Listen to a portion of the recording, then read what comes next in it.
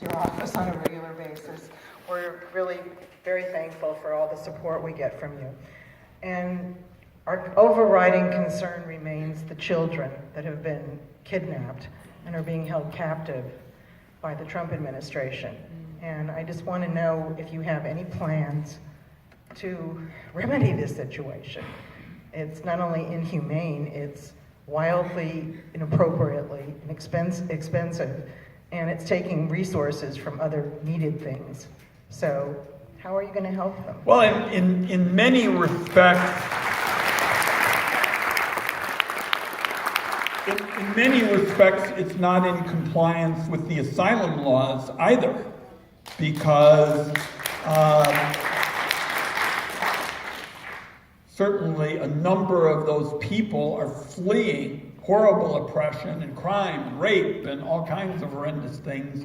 And we have a long body of law to recognize the right of asylum in order to be safe from that kind of oppression. There's a short-term answer and a long-term answer. Let me talk about the one that I think is really going to deal with this, and that's immigration reform. And I think the late Ted Kennedy and George W. Bush, the son of George Herbert Walker Bush, pretty much had it right when they said, let's beef up our security at the border, not build a just preposterous wall, but let's make sensible investments in border security. Let's enforce the laws on the books so that if somebody hires someone who's undocumented knowingly, they face sanctions and penalties.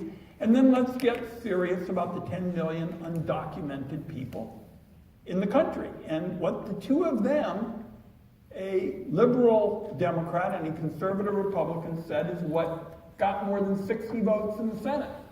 And that was, if those folks come forward and pay a fine because a law was broken, show that they have not broken any other law, show that they have mastered English, they would have the opportunity to go to the end of the citizenship line and become citizens.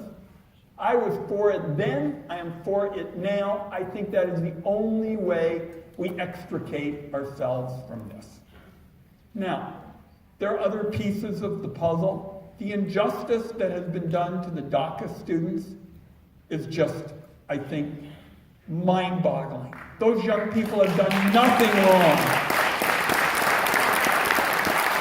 Talk about the Oregon way, which I was talking about with respect for each speaker and civility and decency.